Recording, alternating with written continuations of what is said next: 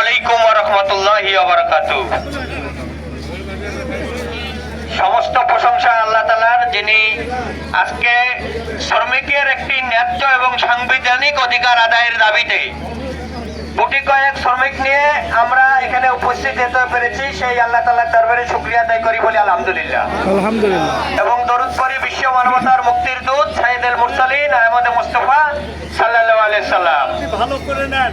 আপনারা সকলে অবগত আছেন যে আমরা ইতিপূর্বে দুইবার নবম পে স্কেলের জন্য আমাদের এই পার্বতীপুর ঐতিহ্যবাহী স্টেশন চত্বরে আমরা উপস্থিত হয়েছিলাম। আমরা বরাবরই সেই আমাদের কাঙ্ক্ষিত মুখ, দেশের কর্ণধার, যার অকল্যাণ চেষ্টার মধ্যে দিয়ে আজকে একটি ফ্যাসিবাদের পতনের পরে বাংলাদেশ একটি সফল রাষ্ট্রের দিকে এগিয়ে যাচ্ছে, সেই উপদেষ্টা মহোদয়ের কাছে আমাদের অনেক আশা ছিল যে তিনি শ্রমিকের অধিকার আদায়ের বিষয়ে অনড় থাকবেন। কিন্তু আমরা দেখতে পেলাম যত গড়িমসি এই পে স্কেল নিয়ে দুনিয়ার সমস্ত কাজ, বাংলাদেশের এমন কোনো বরাদ্দ নাই, এমন কোনো খাত নেই যেখানে নতুন করে বরাদ্দ হচ্ছে না এবং সংস্কার হচ্ছে না। কিন্তু আপনারা জানেন সেই 2015 সালে ফ্যাসিবাদের আমলে একটি শ্রমিকের ফাঁকি দেওয়া অষ্টম পে কমিশন হয়েছিল, যেখানে শ্রমিকের বঞ্চনার চেয়ে ন্যায্যতার চেয়ে বঞ্চনার শিকার বেশি হয়েছিল। আমরা ইতিপূর্বেই দেখতে পেয়েছি নবম পে কমিশন একটি চূড়ান্ত রিপোর্ট প্রকাশ করেছে, সেখানেও বৈষম্য।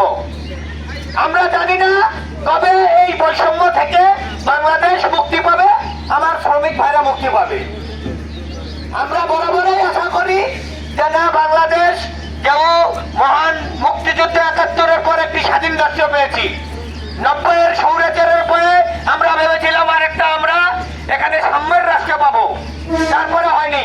আবার সেই 2008 সাল থেকে 2025 সাল এমন ফ্যাসিবাদের রসানালে পড়েছিলাম যেখানে মানুষের মৌলিক অধিকার পর্যন্ত ছিল না। আপনারা সবাই অবগতি আছেন।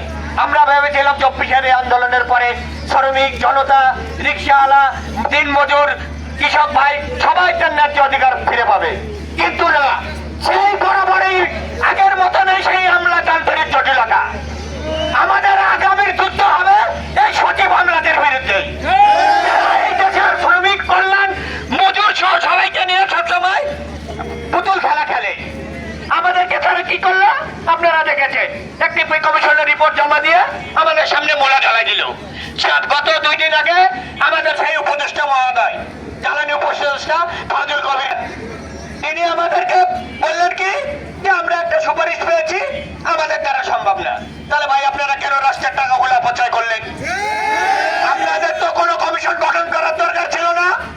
আপনারা কেন শ্রমিককে তখনই বলতেন আমরা আন্দোলন করে আমাদের দাবি আদায় করতেন? কিন্তু আপনারা যখন দেখতেছেন সামনে একটি সুষ্ঠুপূর্ণ নির্বাচন হতে যাচ্ছে, বাংলাদেশের গণমানুষের আকাঙ্ক্ষার একটা নির্বাচন হতে যাচ্ছে, আপনারা এখন এসে বলতেছেন আমরা পারবো না, আগামী সরকার যদি মনে করে দিলে দিবে, না দিলে বাতিল করতে পারে। এই ধরনের টাল বায়না কথা চলবে না।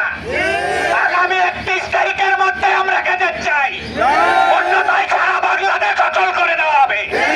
কোনো ভোট হতে দেওয়া হবে না এই দেশে, কোনো কোটি মানুষের মানুষ ভোট দিতে যাবে না যদি আমাদের এই পে স্কেল বাস্তবায়ন না হয়।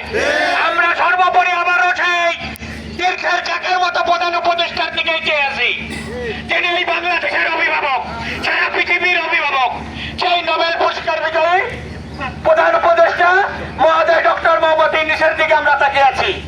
আপনি এখনো সময় আছে, আপনার উপদেষ্টা পরিষদ, নবম পে কমিশন পরিষদ সবাইকে নিয়ে বসুন এবং আমলাদেরকে জানিয়ে দেন আগামীতে যদি 12 তারিখে সুষ্ঠু নির্বাচন চান তাহলে অবশ্যই আমাদের পে স্কেল দিয়ে দেন।